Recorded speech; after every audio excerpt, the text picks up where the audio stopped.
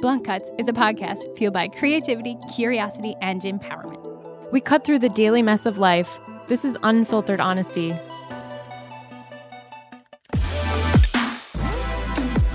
Park your passive at the door. This is Blunt Cuts.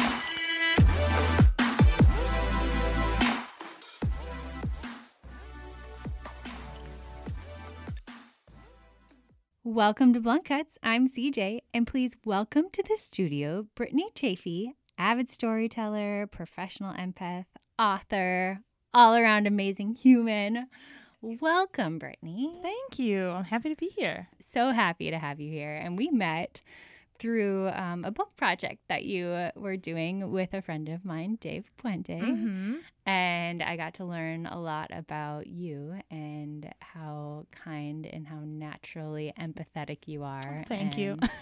We have this alignment. So I couldn't wait to get you into the studio today to talk about empathy and really what that means in both of our lives and how that's really shaped who we are as people. I don't think I've had the option to turn off my empathy. I don't know about you, so sometimes it can be a struggle. No, I'd have to be heavily sedated, I think. Yeah, I'm like, there have been liquor and drugs really help sometimes, Yeah. but sometimes that enhances it, so there's that. Oh, yep, lots of wine does, I feel like. Specifically. For sure. Well, thank you so much for being here, and why don't you start by kind of telling us a story of, when you really first found that idea of, hey, I am an empath and this just is what it is. Oh, yes, I am a feelings feeler all the way around. I don't know if it's because I'm a Leo. I don't know what it is. I should have been a Cancer, which would explain the sensitivity. But I was really little, I think, because I think a sense of kind of anxiety comes from empathy and a sense of guilt a little bit. So when I was really little, like I would care for others in a very quiet way that I thought I was helping them with. So I would pray all the time to whoever I would pray for, because if I felt like I didn't do that, then my parents would die and I would be alone. You know what I mean? Like Mm-hmm. It was, I don't know, it was weird. It was a little OCD, and I'd like straighten up my shoes and like make sure, I'd always make sure things were super organized, or I would, they would, like, if I didn't do it, something bad would happen to the ones I loved. So in my head, when I was little, I was caring for them in a way. And actually, I'm reading a book right now, and I brought it with me.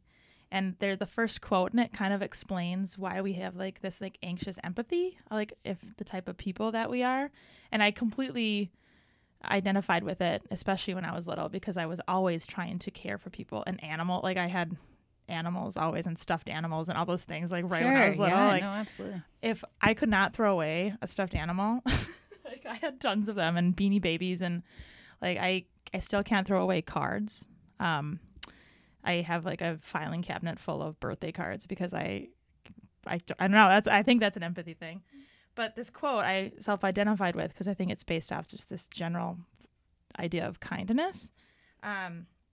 And it says, many of those who suffer from nervousness and empathy are persons of fine susceptibilities and delicate regard for honor, endowed with a feeling of duty and obligation towards others. So their nerves have tricked them and misled them a little bit. That's what the quote is from W.R. Houston.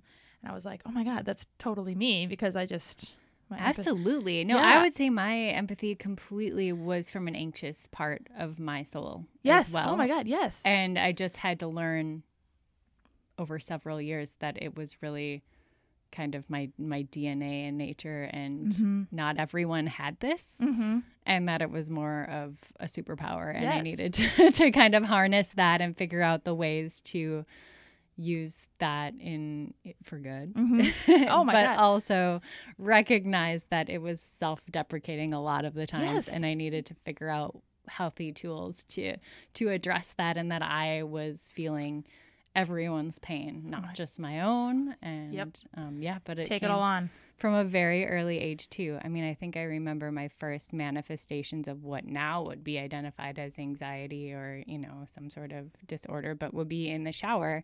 And I would hear like a voice in my head, but like audibly in my stepmother's voice. Oh, and I never really like thought about it, and like I was just like, oh, that's weird that I'm thinking in the voice of someone else, but I'm just gonna like roll with that as a little kid, you know, whatever. Like I never really told anyone about it, and I never really explored it until therapy. And my parents divorced when I was 3, and my dad remarried, and my stepmom's a lovely woman. Like there was never any ill will, but I think there was like conflict of pleasing all the sides. And like if my mom was having a bad day because of something my dad did or didn't do to help support us, as she was a single mom, like I as a young person was having to like take that load, yeah, and just like be there for my mom, feel her pain, be there for my dad, feel his pain. He's a single man, like whatever, trying to make it in his world. The courts took everything from it, you know, like everyone was having their thing. And then like, yeah, my stepmom came into the picture. He was happy again. There was like, okay, like you're placed, that you're in a good place. Now what about mom? And then like brother, and yeah, so I feel like I was always kind of feeling everyone else, and I thought I was just like helping and loving, and similarly to you. You're helping, yeah, but then I started like, you know, feeling these things, and like when I had alone time, I was very much aware of how much energy I was like putting towards making others like feel better. Yeah, it felt like it was your duty. I feel had like it's to. my like duty. It was no controlling that level of like duty and empathy. That and it completely made me an anxious mess, and I didn't know. I didn't know. I was just a kid. So in school, it manifested into really great grades and really like you said, organization. It's very and organized. being part of everything and anything, because whenever I would hear a need or an issue or a problem, I had to help. You take it on, yeah. There was I had to. Oh, yeah. Like there was no. So and it's still who I am today. There's no, if I can, and I map out like my days to the minute sometimes, like I do, and I will. And when other people are having like emotional or having a hard time or going through something, I've had, you know, a close friend of mine had cancer. My sister went through a lot of things, you know, I feel so like not that I don't want it to be like a selfish thing, but you take it on. You like try to hold it, and you try to like take care of these people because you want them to feel better. And I grew up, and I had a lovely child. Like I had a dreamy childhood and lovely family, but I was the oldest. And when my sister would like be little and difficult, I would try to be a parent because I was like the empathetic one. No, just be like, my gosh, okay, I totally parented my siblings, and it was never asked to. I just like, it was my nature. Oh, because I would feel bad for my parents, and then I'd look at my sister and be like, why are you ordering a lobster? Like, you don't need to do, like, why would you need to order a lobster? Like, just get a burger. Like, be nice to our parents. That's way too expensive. Just stupid stuff like that, where it would just be like, you try to be a parent because you have that empathy. And even when I don't even know what it's like to be a mother, and this is going to be the stupidest comparison ever. I'm just going to say it. I have 2 kittens, and the first like 2 months of having those kittens, I had so much, I called it empathy rage, because I like couldn't leave them alone. I like felt like if I stepped on their tail, I would think about it for 3 hours. I felt bad. Like it was just, I can't imagine having a little child that like that kind of empathy force coming through. Like I feel it with 2 cats that are like their cats. That's okay. I mean, hey, we need to caretake for our animals too. Do not feel bad or guilty that you are a good cat mom. But I like feel it really hard with animals. Like I like can't. I actually Googled, why do kittens make me sad, because I like would be sad by all the empathy that I felt for them because they're kittens, and like I think that is an entirely other episode inside of things that I'd like to get my husband in for too, because my husband does. I like to say he has no feelings, and he's an engineer, and we are polar opposites. But when we had to put a cat down, for me, the animal thing was not. It was okay, and it was part of life. Like it was sad. But for months, like that's the first time I saw him crawl like to his knees in the vet, and I was like, oh my God, like I've never seen this expression out of my husband. Like good. He has a soul. Like this is good, and this is what like I'm thinking. What a bitch, right? Like I'm just sitting there like, oh my God, I'm crying because he's like got a soul, and it's been 16 years of me waiting for that moment of like him coming through. But why for some people, why is that connection to animals so much stronger? So I mean, I think there's something there with animals. Oh my God. And I'm into horses. I horseback ride all the time, and Horses are interesting because they mirror your emotions really equally. Like if you're afraid, they're afraid. If you're calm and confident, which is why I love to ride, because you have to be confident when you ride. And that kind of gives me this, like, you have to be like confident in what you're asking for. And then the horse feels confident and happy and competitive. But so that's a really cool mirror like relationship with animals. I mean, it can be, I think with any animal, they can kind of catch on to like, what's wrong with this person? But yeah, that's a certain enhanced bond that Yep. I do feel is like on a whole nother level. Yeah. So. Like horses are almost empathetic. Dogs are. They can like, they feel okay. sad when you feel sad. You know, it's just kind of, Completely. it's interesting The to me. empathy of animals. Can we just, yeah. Oh God, see, I'm telling you, I have those two kittens that I stepped on one of their tails and I didn't stop thinking about it until like 3 hours later. And my fiance's in finance and he's way more like practical and like, he's like, what? Let's just leave the house. They're cats. They have like little tiny brains. You're fine. And I'm like, oh no, they're not.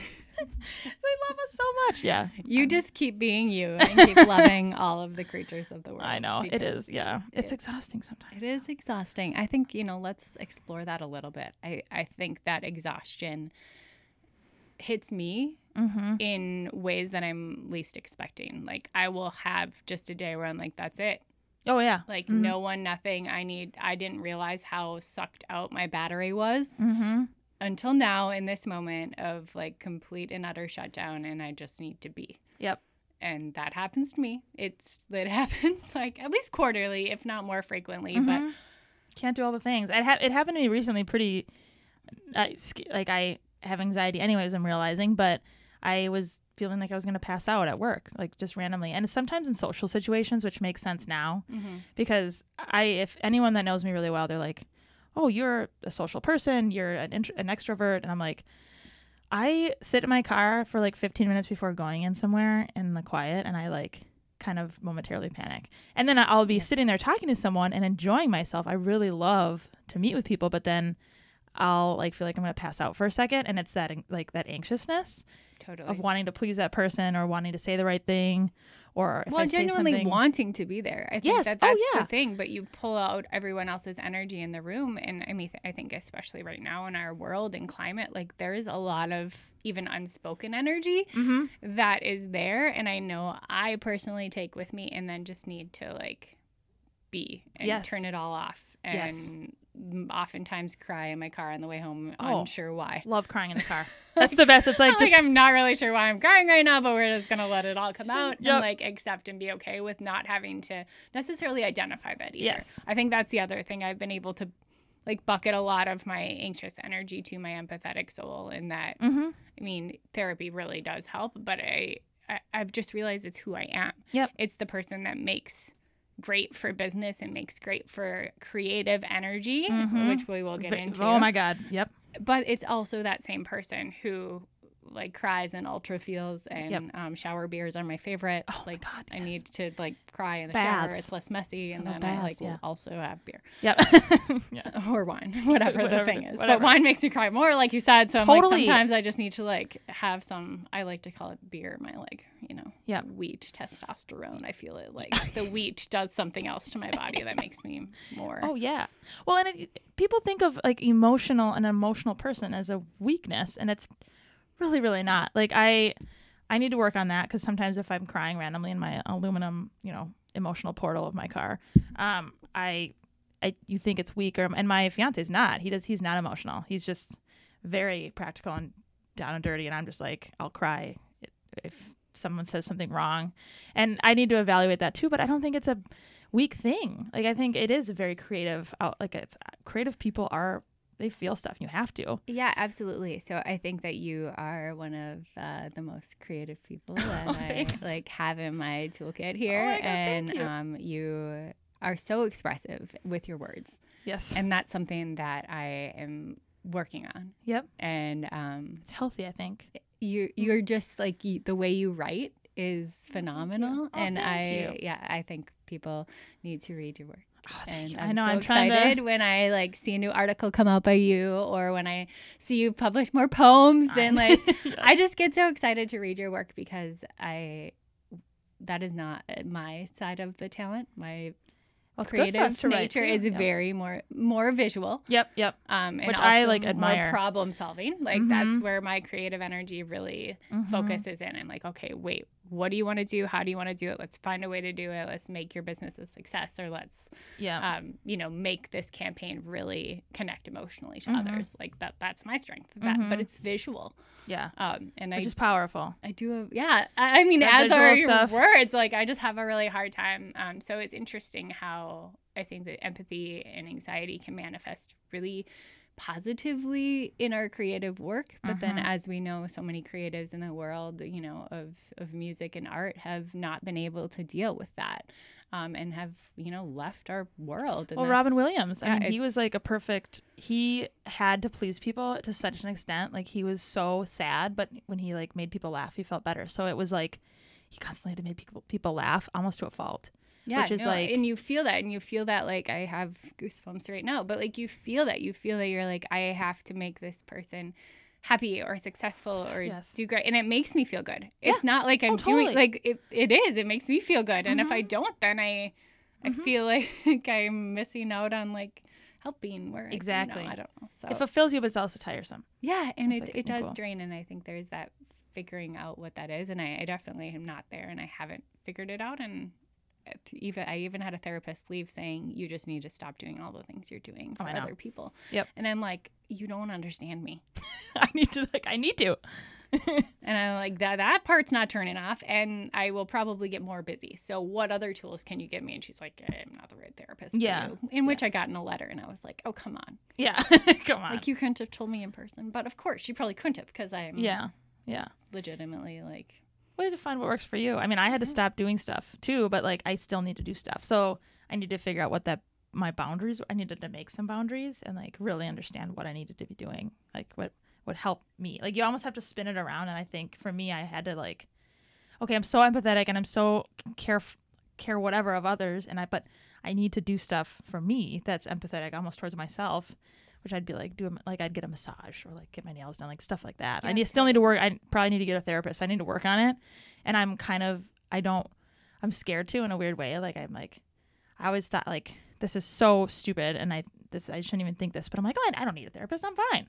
I'm great. I'm good. But now I need to like soften and admit that I do need the help. Yeah, or start a podcast, because that's the other part about this. Therapy. That it is like therapy. It is our church. It is a lot of things for both Michaela and I. And I know we don't hear Michaela's voice all the time, but she equally is here in the room, and we talk about it. We have our downloads in the car on the way and home as we're discussing about how amazing our weeks start out when we do our podcast on Sundays. Good. So just know that like there's so many different ways, and if like talking to a person you don't know isn't the right way for you, that's okay. Oh my God. And I can't tell you enough. When I write an article or about something and people come to me, like as long as one person comes to me and they're like, oh my God, I'm in the same boat. This happened to me.